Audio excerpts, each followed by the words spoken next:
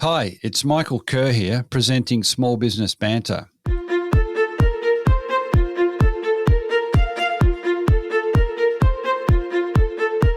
A healthy micro and small business sector means a successful economy and a more vibrant society. Small Business Banter is about helping regional business owners better prepare for current challenges, but also for the next stage of business success. I'm Michael Kerr, founder of Kerr Capital, advisors to business owners.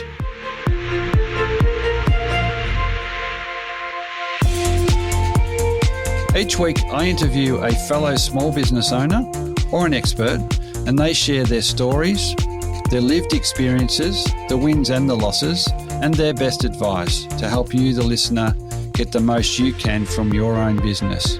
Small Business Banter is brought to you from the studios of 104.7 Gippsland FM and is heard across Australia on the Community Radio Network. And thanks also to Kerr Capital, supporters of the show.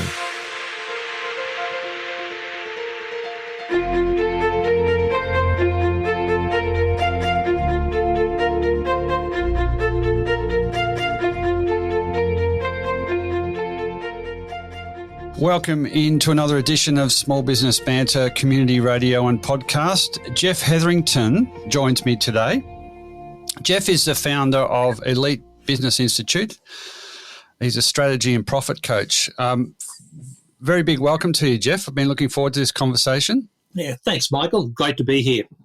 You're up in the normally lovely but often very wet Batau Bay area in Central Coast. Yeah, I am. We've had some serious rain the last couple of days, that's for sure. But yeah, look, I live in a part of the world other people come to for their holidays, so it's pretty shabby sometimes. Yeah.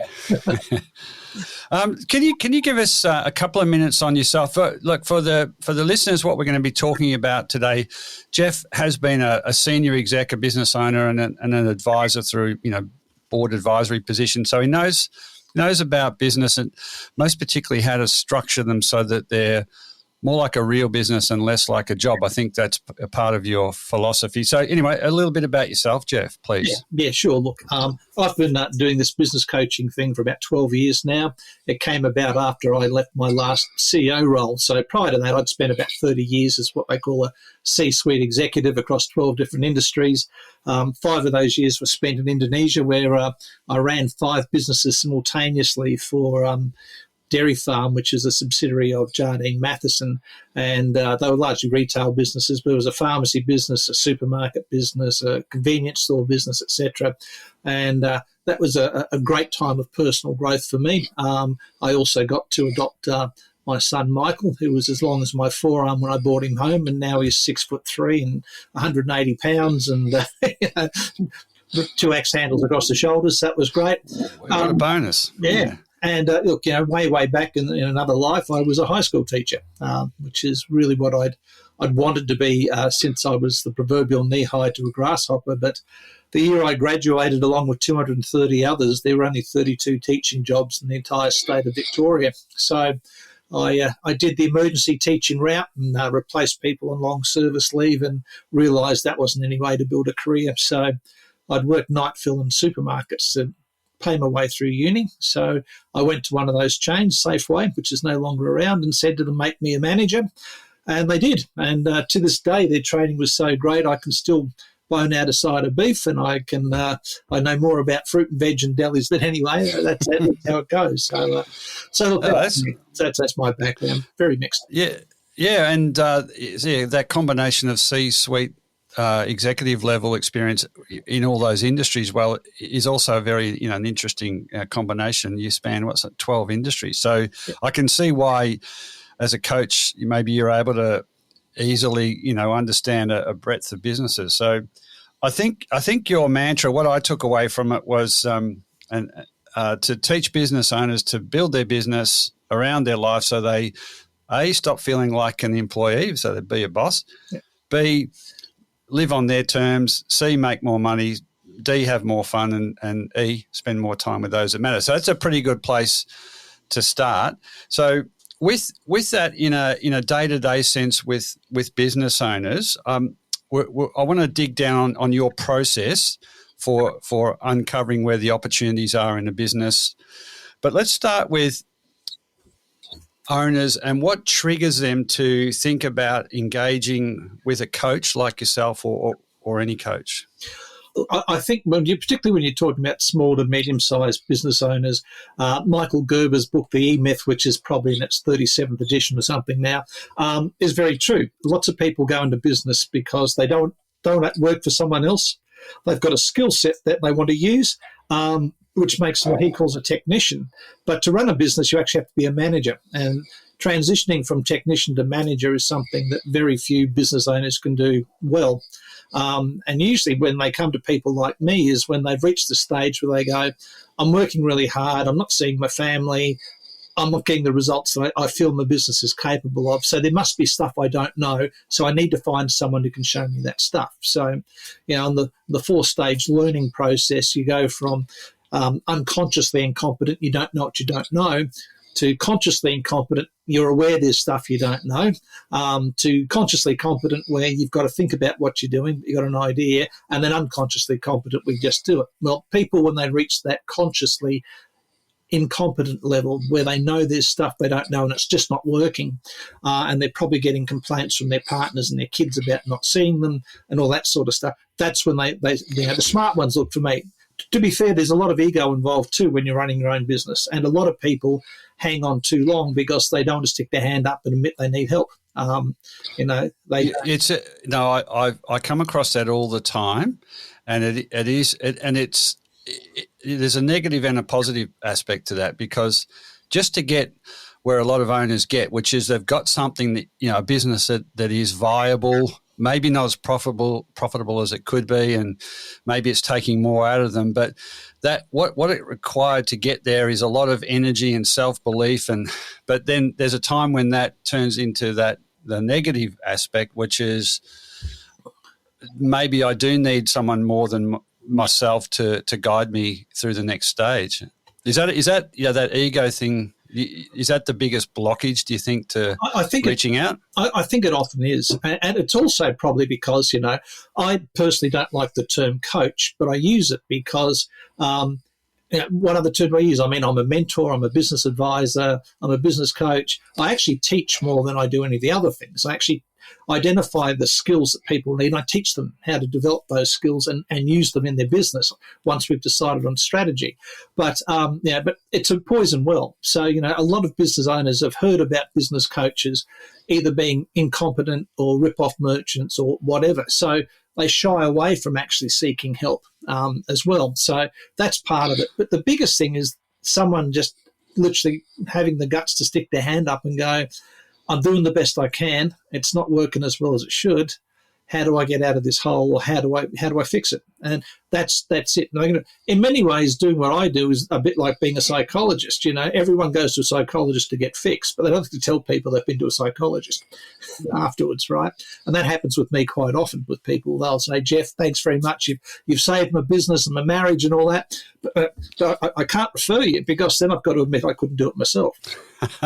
I understand. I think there's that point that owners reach, and I think there's a large number that don't know who to talk to, or, as you say, get the wrong experience trying to reach out to someone as a coach or as a mentor or a guide, and it's not right. So they wrongly assume that everybody's, a self-styled guru. But I see owners come to me when they're a bit like that, and the solution for some is to say, well, can I sell my business? And say, well, because it's not going so well, you're probably not. So I often, and this is the linkage in our conversation today, is the ongoing advice, coaching, mentoring you give can get an owner and their business on a more profitable, sustainable path, which you often do under the guise of exit planning. So lots of advisors will say you've got to get ready to exit. I think there's a big crossover between making your business more successful and exit planning. Why not invest in that coaching support external? I think you call it a second set of eyes. It's very much that, a fresh set of eyes anyway. Fresh set of eyes, and then you've got a business that you have more flexibility with, that you can sell if you need to or want to, but you don't have to sell because it's getting closer to that E-Myth business model of, running under management. So, well, look, small businesses today, and by small, I mean small to medium, however you want to define them. But the thing is, they can all be a global small business. Because of the internet, there's no reason that if you manufacture something in Shepparton, Victoria, you can't be selling it in Melbourne, Florida, for instance, right? So there's a potential to become a global small business. So that's an important thing. The other thing with businesses is there are some basic fundamentals that business people don't pick up, they don't know. Sometimes too, they put too much faith into people like accountants. Now, I'm not down on accountants. As they say, some of my best friends are accountants, but too many accountants don't give business people the right guidance. Mine's because they don't know how to do it themselves. I mean, when I work with a client, I actually organise a meeting with their accountant, and then at their accountant, I say, right, we need a timely P&L. I don't need a P&L 3 months old. I need last month's P&L, firstly. Secondly, I need you to do a monthly cash flow forecast for the client. I need you to do a monthly profit forecast for the client. And then I need you to do a sensitivity analysis in the P&L and highlight any line item that is increased or decreased by more than 3% over budget. And if they don't have a budget, then I need you to help them get a budget. Now, you'd be amazed how many accountants howl and scream about being asked to actually provide that stuff. But when they do that, then one of the things I do with my clients is I teach them how to read their numbers. I don't, it can be quite scary, but they've got to understand their numbers. They've got to understand where things are. Because there's only 3 levers that a business owner can actually use effectively in their business. The first one's revenue. So think of each of these as an umbrella. So under the umbrella of revenue, you can obviously increase your prices. And most small businesses I come across, they're undercooking their pricing by an awful lot, so we fix that. You can sell more to more customers, you can sell more to existing customers, you can expand your product lines, etc. But revenue is one of the macro levers that you can pull in a business if you understand things. The next one is literally capacity, and that's capacity to deliver on time, as you said you will, to whom you said you will deliver. It's, how quickly can you manufacture products, etc. So capacity is the second lever. And the third lever is costs. And I don't mean that by cost cutting, although certainly I see in a lot of small businesses, they're paying for stuff, particularly software and things they don't really need. But cost control is the thing. So they're the 3 macro levers: revenue, capacity, and costs. If you help, I help my clients understand them. I help them build their budgets around that idea. And that's one of the immediate things we fix. Because, my whole process is literally over 3 levels. The first level is detangle. So that's where we look at where they've been, where they've come from, where they want to get to. We look at 12 months and 36 months. I don't plan anyone out any longer than 36 months, particularly in these post-COVID times. We then look at their business, how likely is it to be disrupted by technology. We look at that. We look at some business continuity plans, like what are the top 10 threats for them.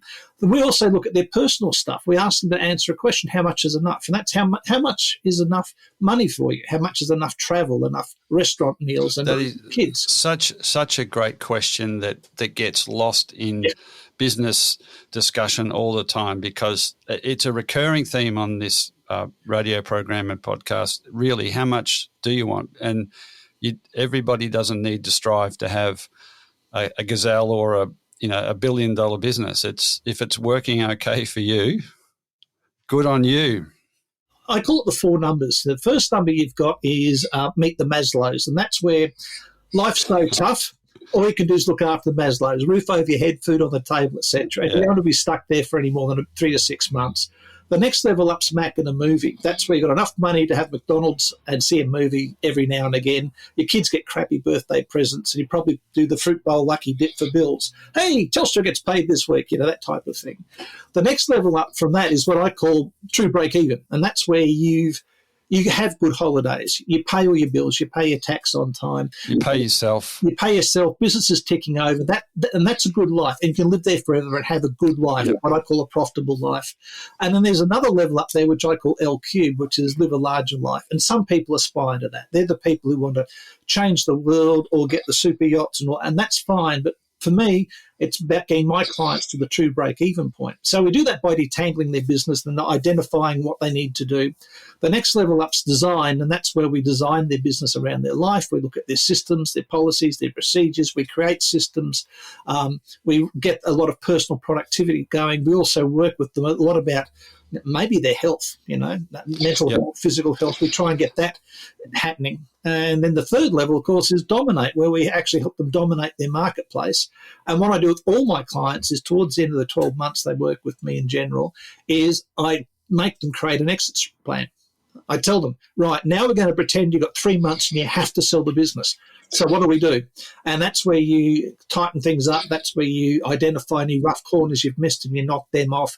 And then, of course, they don't have to sell the business, but now they've suddenly got a very tight, well-operating, productive machine that's actually feeding them enough money and enough time so they can start living the lifestyle they want. So a small business should not just be a job, because too many small business owners just have a job, or they've created a job for themselves.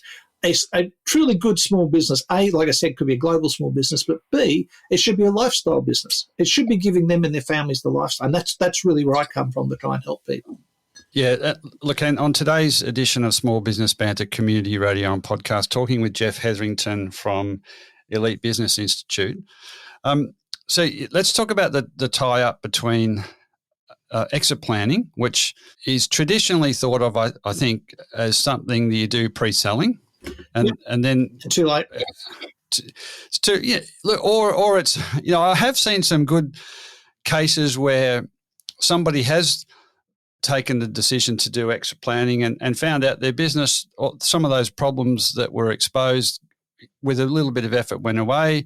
It's not that bad. Maybe I do hang on to it. So life is good again.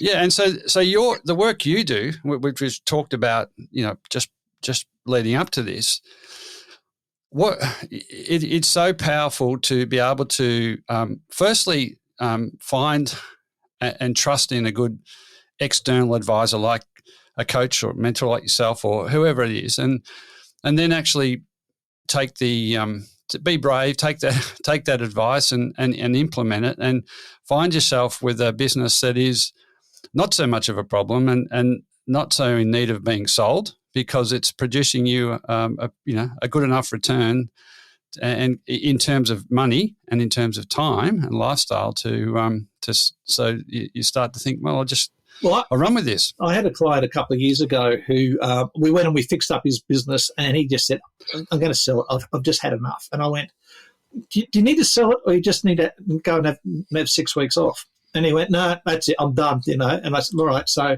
we fixed the business, we got it up, and he sold it well, and he got good money for it, etc.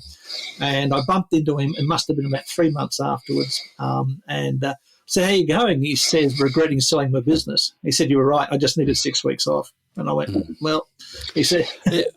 Look, I'm guessing even if he sold well, whatever that was, whatever the metrics were, that it's pretty hard to replace the dividend or profit stream out of a well-functioning small business, isn't it? With a managed investment, and there are times when you need to de-risk and find more, investments that don't need your day-to-day involvement. But nevertheless, I've heard that story also many times of regretting selling something.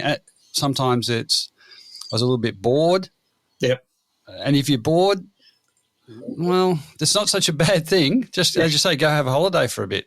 Yep. But let's just talk about, I think what I'd really love to draw out is, I think we both agree that there are a lot of businesses that they survive for differing periods of time based on the energy and the vision and the passion of the owner, but they all generally find a point where it's just all too much. So those owners that were listening in now, and if you needed mental health support, you go and ring Lifeline or find out some Beyond Blue, but for the rest of them, and sometimes they struggle with their traditional advisors. As you said, some professional advisors are good at the technical stuff, but in terms of supporting and understanding, being empathetic about what it's like to be on that path for a small business owner, they do need to trust. They need to find and then trust someone. How do they go about doing that? Let's assume they've had the trigger, something's wrong. Yep. Where do they go? How do they do it? Well, I mean, yeah, they start off the usual things. They go and talk to their accountant. See, most small business people hold their accountants very, very high in high regard. So they go and talk to their accountant. They go, I need help. This is what's happening. Now, depending on their accountant will either just shrug and say, well, keep doing what you're doing, or, I'll make sure your tax is paid on time. Or they'll say, oh, you need a coach, and they'll say, I can do some business coaching, which is wrong. Accountants in general aren't good business coaches, neither are financial planners. But they start looking, and or they start talking to other people, or they go to a business networking group and they talk to business people there, or they get in touch with their local chamber of commerce. The thing is, something triggers them, they start looking. But the best way to find a coach is by literally referral, by word of mouth. Then you find someone. I'm very lucky. Ask your other colleagues that are in business that are putting aside the issue of admitting that you do have a coach or that you do have external support, which is an odd one. But I think owner to owner, there's a lot of implicit trust there because they're both doing the same thing, and that's in terms of a high quality referral. Right, that's it. I mean, I'm very lucky. The 12 years I've been running since I left my last CEO role and started up my coaching practice. I've never advertised. I've never paid cent for advertising. It's all been word of mouth and referrals. And sometimes it's been a bit lean, but most times I've actually been having to put people on a waiting list, which is lovely. Yeah. But I mean, again, what I'm saying though is if you reach that point as a business owner where you go, I need help, then you start talking to people you know, like, and trust in business about who do they know, who can they get help with. There are coaching organisations out there which are absolute templated, and they go, well, Michael, it's week one. There's your homework for week one. See you next month. That's $3,000. Thank you. I think the first port of call in any commercial decision to appoint an important advisor to your business is kind of get a sense of where they've been, and if it's back of the Weet-Bix packet, from where they came, with no identifiable or business experience that you can relate to, doesn't mean you have to have it, but it certainly helps. Oh, of course. But I mean, it's like when you get a name or two, then you've got to start, you jump on LinkedIn and read their LinkedIn profile, for instance. Yeah. Google the hell out of their name and see what happens. You get in touch with them and ask if you can teach them something, talk to a couple of their previous clients, despite the fact that they don't like to give referrals quite often. All that sort of stuff, but you do your homework. Yeah, you have to. It's an important relationship. For an owner that did get to that point, make that commitment, what's involved with them? Can you talk about it from your point of view, coming, the first day of being under your stewardship as a mentor or a coach? Yep. What does it mean for them briefly? So the first thing we do is, I've got a process called a detangling day, which I offer separately from coaching, where literally there's 20 pages of pre-work based around where you've been, where you come from, how much is enough, etc. And then I lock them in a room with me and a whiteboard for 6 to 8 hours, and we deconstruct their business and rebuild it. And then we come out end the day with a high-level plan of what to do month by month for the next 6 to 12 months. Now, when someone joins my coaching program, we use most of that and we go through it. But the key thing, first of all, is to identify their biggest pain points, identify where their frustrations are greatest, and then figure out how to take those things away as quickly as possible. Now, sometimes it might be, well, you have to totally restructure, or, if you're running a business, there are two creative tensions in it. One of them is business owners tend to be both the implementer and the creative part, all right? And when you get big enough, you need to hire someone who does which one of those roles you don't enjoy the most. So if you love being creative, then you need an implementer to go and make stuff happen. If you like implementing, then you need someone to be a bit creative with your strategy and stuff. But it really is the early beginning is identifying what needs to be done, putting it into the traditional 90-day plan, although I don't do traditional ones, but things that are going to grab the low-hanging fruit. Because the first thing to fix in any business is revenue, because money makes nothing more than choice. So the more money you can get coming in, the more resources they can afford, the more choices they can make, the quicker it will be to get the business up and scaling and running the way it should be. I like to liken it to, I help business owners put their business on cruise control. So, yeah, you still got to steer the business and you've got to be aware of what's going on, but pretty much a lot of the driving looks after itself. You can go and have your 3 weeks holiday and come back confident knowing the business is still going. Yeah, it's a pretty good tester if it's, still going okay, do it again soon. Hey? Look, and letting, as you said, the revenue thing is so many business owners, you get into that frame of mind where it's all worry and concern. I'll keep my prices down so I can. Yeah, or else they get cycle. They get caught up in shiny bright objects. They're going like, I've got to have a Facebook group, and then I've got to be on TikTok, and they start putting stuff grabbing out instead of going, I need to get my revenue fixed first. How do I generate sufficient revenue to start doing the other stuff? I mean, I call my program The Profitable Life because I believe we should all get a return on our investment, and that's about more than money, but money's the thing you need to fix first. Yeah. No, unfortunately, we're coming up to the end. We're going to get you back, and I think we got plenty of material to drill down on. But what I took away is, assume the owner reaches a point where they do feel like they can do with some help. With a good advisor, good coach, good mentor, and support from the traditional advisors, there's always some easily identifiable low-hanging fruit. So you're going to get some, a return. It's just that reaching out and finding someone to trust. So, hey, Geoff, look, thank you so much for your time on Small Business Banter today. Where do people reach you very quickly? The easiest way to reach me is either elitebusinessinstitute.com or look me up on LinkedIn. They'll find me there under Strategy and Profitability Coach, and I'm more than happy to have a chat to people from there.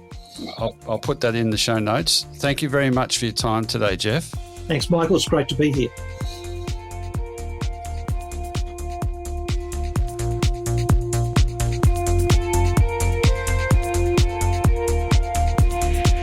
So that is all for today's episode of Small Business Banter. I continue to be inspired, bringing you small business experts and other small business owners and hearing their stories. If you want to listen to any past episode, jump onto your podcast platform of choice and search Small Business Banter. There you will find a diverse and fascinating collection of small business owners and experts openly discussing and sharing their experiences.